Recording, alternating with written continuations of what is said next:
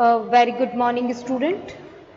ई banking part 6 में आज हम कुछ इम्पॉर्टेंट टॉपिक का डिस्कस करने वाले हैं। सबसे पहले जो आज हम बात करेंगे वो है आपका ECS। ECS का मतलब होता है इलेक्ट्रॉनिक क्लियरिंग सर्विस। इसके बारे में हम सबसे पहले स्टडी करेंगे, राइट। तो चलिए स्टार्ट करते हैं। ECS, देखिए ECS भी एक सर्विस है जो कि दी जाती है बैंक के द्वारा, ठीक है। बैंक आपको डिफरेंट टाइप की सर्विसेज देगा इसमें। तो चलिए इसके बारे में बात करते हैं कि ये है क्या। सबसे पहले इसका फुल फॉर्म आपका पता होना चाहिए। फुल फॉर्म क्या है इसका? इलेक्ट्रॉनिक क्लियरिंग सर्विस, ठीक है। यानी इलेक्ट्रॉनिक क्लियरिंग सर्विस इसका फुल फॉर्म है। 2 मार्क्स का क्वेश्चन आपका इसका फुल फॉर्म पूछा जाता है, इलेक्ट्रॉनिक क्लियरिंग सर्विस, ओके।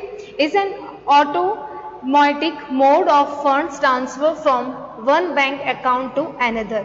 देखिए ये एक इलेक्ट्रॉनिक मोड का होता है, यानी कि आप देखते हैं सारा का सारा ऑनलाइन होगा।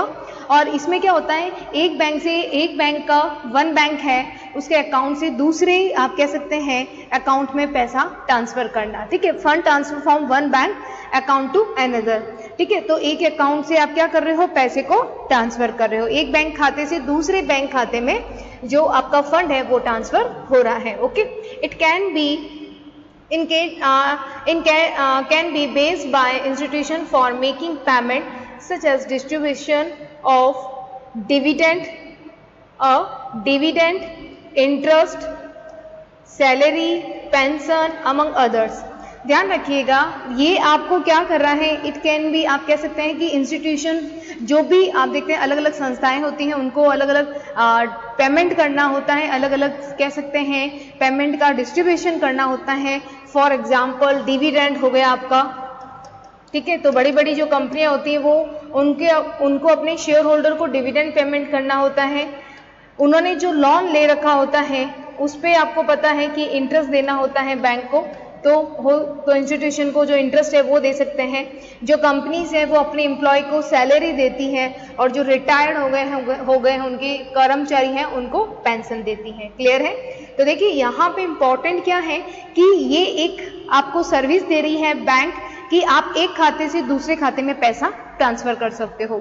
इसमें मेनली जो संस्था होती है वो इसका यूज़ करती है, जो बड़ी बड़ी कंपनीज होती है, जो बड़े बड़े इंस्टीट्यूशन होते हैं वो इसका यूज़ करते हैं, क्योंकि उन्हें बहुत ज़्यादा पेमेंट करना होता है, पेमेंट का डिस्ट्रीब्यूशन करना होता है। जैसे फॉर एग्जांपल शेयर होल्डर को डिविडेंड देना है, कैपिटल पे जो आप लोन लेके आए हैं उस पर इंटरेस्ट पे करना है, सैलरी हो गया आपका, पेंशन हो गया, डिबेंचर को इंटरेस्ट पे करना है। तो इतनी सारी जो आप कह सकते हैं पेमेंट है उसको करने में ये सपोर्ट करता है। It can also base to pay bill and other charges such as telephone, electricity for making required monthly installment payment on loan as well as SIP investment, ठीक है। देखिए मोस्टली ये जो होता है, जैसे कि ये एक तरह से तो हमने देखा कि जो कंपनी है या कोई संस्था है वो अपना पेमेंट करती है, साथ ही कभी कभी आपने देखा होगा कि कुछ कंज्यूमर होते हैं उनको भी टाइम टू टाइम कुछ बिल भरने होते हैं। जैसे फॉर एग्जांपल टेलीफोन का बिल उनको भरना है, इलेक्ट्रिसिटी का बिल है, ठीक है।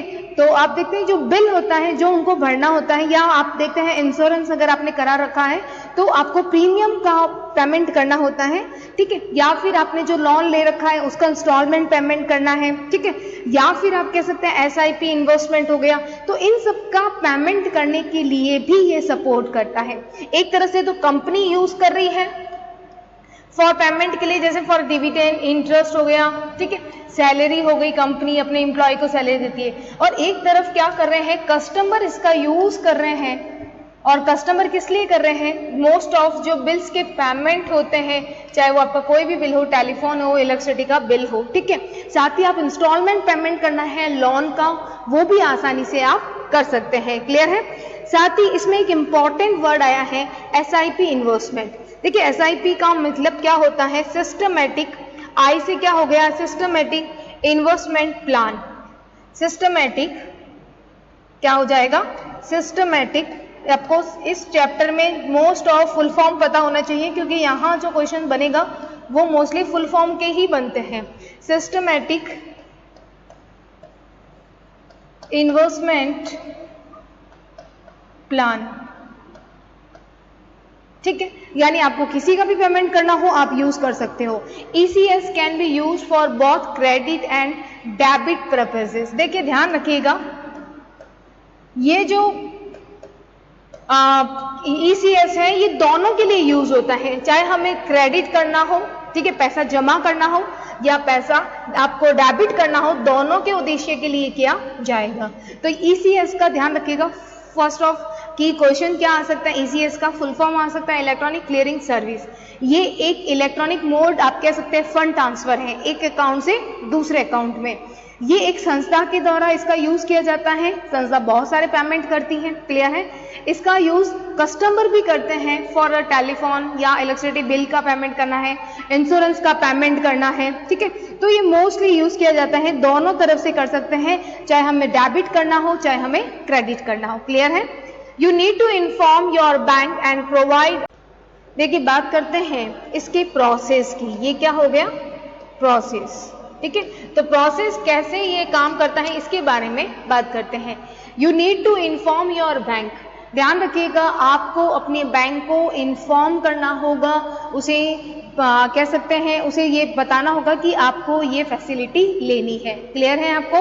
तो यहाँ पे इंस्टीट्यूशन अब खुद क्या करेगा, बताएगा बैंक को कि मुझे ये आपको उसको बैंक को आप कह सकते हैं कि बैंक को ये पावर देना होगा कि आप हमारे डेबिट और क्रेडिट कर सकते हैं खाते से, क्लियर है। यानी कि आपको बताना होगा कि मेरा टेलीफोन का बिल पेमेंट करना है, मेरे इंश्योरेंस का बिल पेमेंट करना है, ठीक है, हमारे प्रीमियम भरना है या लोन का इंस्टॉलमेंट भरना है, तो आपको अधिकृत करना होगा, क्लियर है आपको। और ध्यान रखिएगा the mandate content details of your branch and account particulars. ध्यान रखिएगा कि इसमें आप कह सकते हैं बैंक में ये कह सकते हैं बैंक का जो है विवरण है या खाता विवरण है वो सभी आपकी शाखा का हो, मतलब बताना पड़ेगा कि आपको आपकी शाखा का विवरण है या खाता विवरण होता है जो मेन आपका बैंक का डिटेल्स है। It is responsibility of the institution. ये संस्था की ही जिम्मेदारी रहेगी to communicate the details of the amount being credited और डेबिटेड टू देयर अकाउंट। ये संस्था की जिम्मेदारी रहेगी कि वो बैंक को ये मतलब बताएं कि हमारी इतना डेबिट और क्रेडिट होना चाहिए, ठीक है। तो ये और साथ ही साथ ये जिम्मेदारी किसकी रहेगी, संस्था की रहेगी, ठीक है। यानी कि आप कह सकते हैं कि बैंक में अपनी शाखा का विवरण और खाता विवरण तो होता ही है, संस्था की जिम्मेदारी होगी कि वह अपने खाते में कितना उसे क्रेडिट करना है, कितना डेबिट की जाने वाली राशि का विवरण, क्रेडिट की जो आप कह सकते हैं तारीख है, ठीक है, डेट है, या आप कह सकते हैं पेमेंट है, कितना भुगतान करना है, इन सभी को बैंक को बताना होगा। समझ में आ गई कि आपको ये फैसिलिटी लेने के लिए पहले बैंक से आप कह सकते हैं बैंक को इन्फॉर्म करना होगा कि हमें ये फैसिलिटी चाहिए, हमारा इतना डेबिट क्रेडिट उस मंथ को उस तारीख को होना चाहिए और हमें उस किसको पेमेंट करना है, ये सारी इंफॉर्मेशन आपको देनी होगी। Okay, you will know the money has been debited from your account through mobile alert और मैसेज फ्रॉम द बैंक। ध्यान रखिएगा कि आपको पता चल जाएगा कि आपके खाते से मोबाइल कह सकते हैं मोबाइल के द्वारा एक अलर्ट आप कर सकते हैं आपको बताने के लिए बैंक के संदेश के माध्यम से कि आपका पैसा डेबिट हुआ या क्रेडिट हुआ है, क्लियर है। आपको मतलब बैंक से क्या होगा, एक मोबाइल मैसेज आ सकता है बैंक से और आपको पता चल सकता है कि हमारे खाते से पैसा डेबिट हुआ या नहीं, क्लियर है। आपको पता चल जाएगा आपके खाते से, ठीक है। किसके बेस पे पता चलेगा, आपको मैसेज आएगा उस बेस पे। The ECS user can set the maximum amount one can debit from the account, specify the purpose of debit as well as set a validity period of every mandate given. ध्यान रखिएगा कि ECS जो है वो उपयोगकर्ता जो use कर रहा है ECS की सर्विसेज को खाते से अधिकतम राशि डेबिट कर सकता है, मैक्सिमम अमाउंट को डेबिट कर सकता है। और डेबिट करने का जो ऑब्जेक्ट रहेगा वो आपको बैंक को बताना पड़ेगा कि हमारे अकाउंट से डेबिट होकर वो जिस खाते में क्रेडिट हो रहा है, तो ये सारी इंफॉर्मेशन आपको देनी होगी, ठीक है। और प्रत्येक आदेश के लिए वैधता अवधि निर्धारित कर देगा, यानी इस डेट पे हमारा जो है वो ट्रांसफर होना, पैसा होना चाहिए। तो देखिए सबसे पहले आपको क्या करना होगा, अगर हम स्टेप वाइज करें, इन्फॉर्म करना है, इन्फॉर्म टू योर बैंक।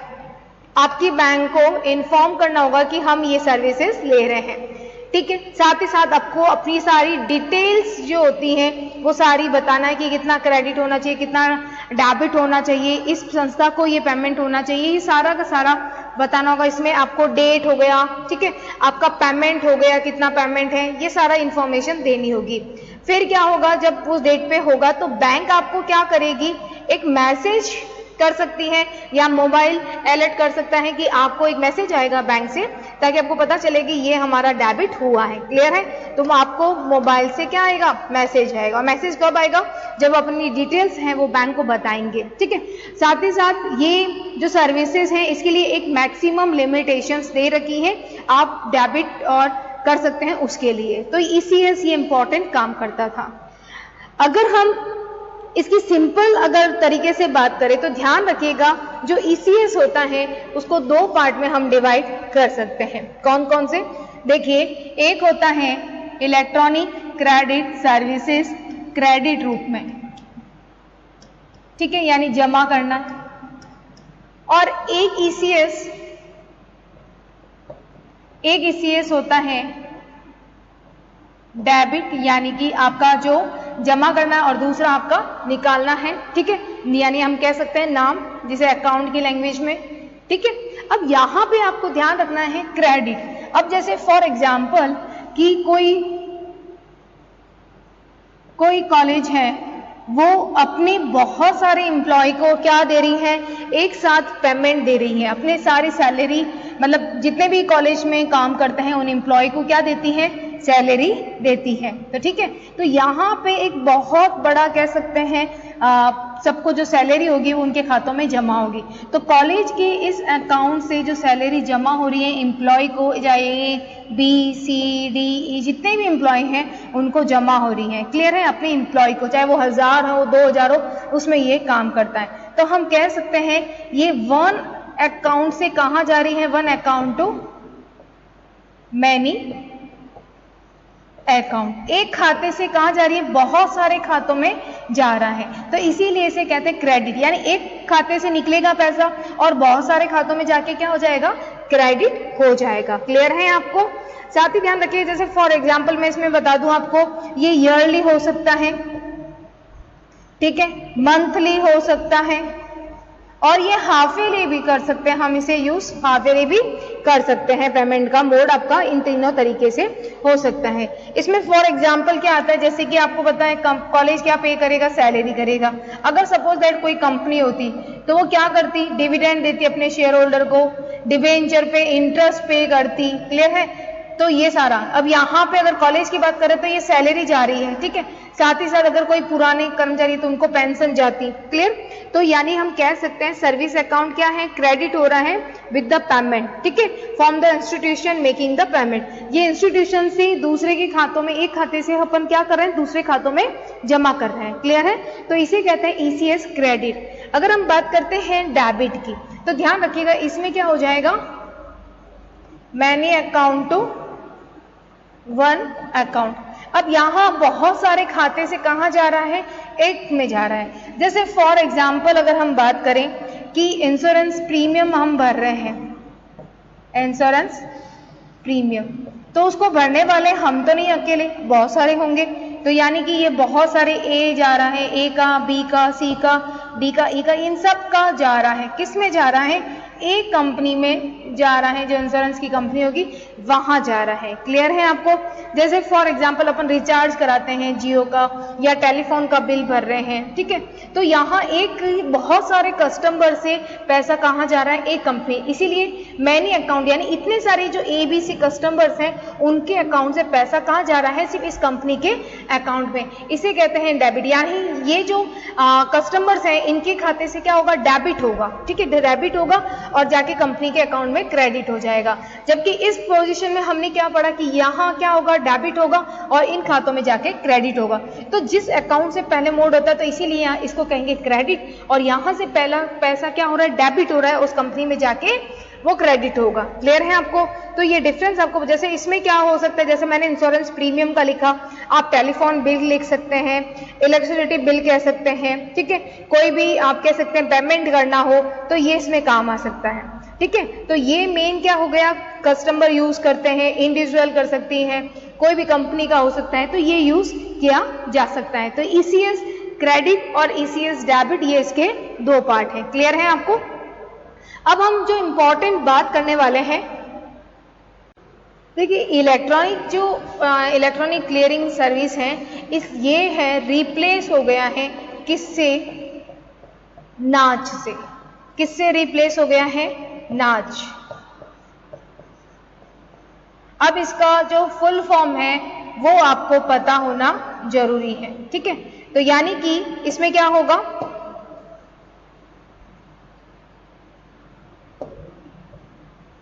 नाच का फुल फॉर्म क्या हो गया? National automated clearing house. ध्यान रखिएगा, ईसीएस आपके अगर क्वेश्चन आता है 7 मार्क्स में तो आप ईसीएस को बताएंगे ये क्या क्या काम आता है, ठीक है। ये हमें एक साथ पेमेंट करने के लिए काम भी आता है और एक साथ पेमेंट लेने में भी काम आता है, दोनों में काम आएगा, डेबिट एंड क्रेडिट, ठीक है।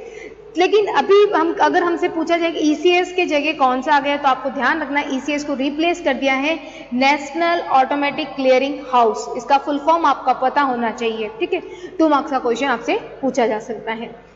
ध्यान रखिएगा, introduce by national payment corporation of India. इसको इंट्रोड्यूस किसने किया? National payment corporation of India, NPCI ने किया। जबकि ईसीएस को किसने किया था? आरबीआई ने। ये आपको जो डिफरेंस है वो आपको पता होना चाहिए कि इलेक्ट्रॉनिक क्लियरिंग सर्विस को आरबीआई ने किया, जबकि नाच को किसने किया? एनपीसीआई ने। Is a centralised clearing service that aims at provide inter bank high volume low volume transaction that are repeating and periodical in nature. ध्यान रखिएगा, इसमें आप बहुत ज्यादा एक बल्क ट्रांजेक्शन कर सकते हैं, ये आपको पता होना चाहिए, ठीक है। इसमें offering credit and debit service to corporate bank and financial institution, the service aim to integrating all regional ECS into one national payment system is claim to be better than its processor electronic clear service। देखिए यहाँ पे main चीज क्या है,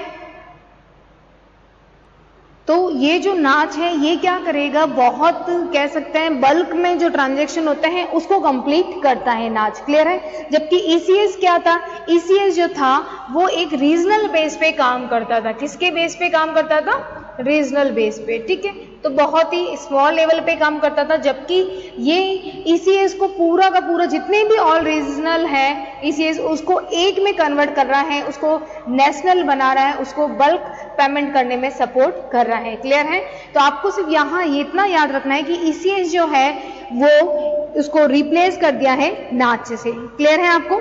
साथ ही इसमें आपको ध्यान रखना है, अगर आपसे पूछे इसमें डिफरेंस पूछ ले तो आप ध्यान रखना कि ईसीएस के कंपैरिजन में जो नाच है, ठीक है, वो बहुत ज्यादा फास्ट है, ठीक है। वो उनको जो भी सेटलमेंट करना है वो ज्यादा फैसिलिटी प्रोवाइड करता है, क्योंकि नाच आप जानते हैं बल्क है, ट्रांजैक्शन करता है। दूसरा कि इसको रिप्लेस सारे ऑल रीजनल जो ईसीएस होते हैं उनको मर्ज कर आपको कह सकते हैं एक बड़े रूप में काम कर रहा है नाच, क्लियर है। आप जानते हैं कि ये जो नाच है उसका जो एक इफेक्टिव मैनेजमेंट सिस्टम होता है। इफेक्टिव मैनेजमेंट सिस्टम का मतलब है कि बहुत जल्दी से फास्ट से ये सर्विसेज प्रोवाइड करता है।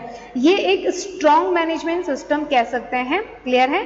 साथ ही साथ इसमें आप जानते हैं कि इसमें जो रूल्स और रेगुलेशन होगा वो किसके? एनपीसीआई के द्वारा बनाया जाएगा, जबकि ईसीएस में कौन बनाएगा? आरबीआई बनाएगी, क्लियर है आपको। तो नाच को भी हम कह सकते हैं एनपीसीआई ने जारी किया। ये एक electronic transfer, high volume transfer या आप कह सकते हैं अंतर बैंक लेन देन के लिए उपयुक्त है, ठीक है। इसके साथ ही साथ ये इलेक्ट्रॉनिक क्लियरिंग सर्विसेज को रिप्लेस करके आया है, ये आपको ध्यान रखना है, क्लियर है। 930 ये ईसीएस का उन्नत रूप है, आप कह सकते हैं ईसीएस से ज्यादा बड़ा पार्ट है।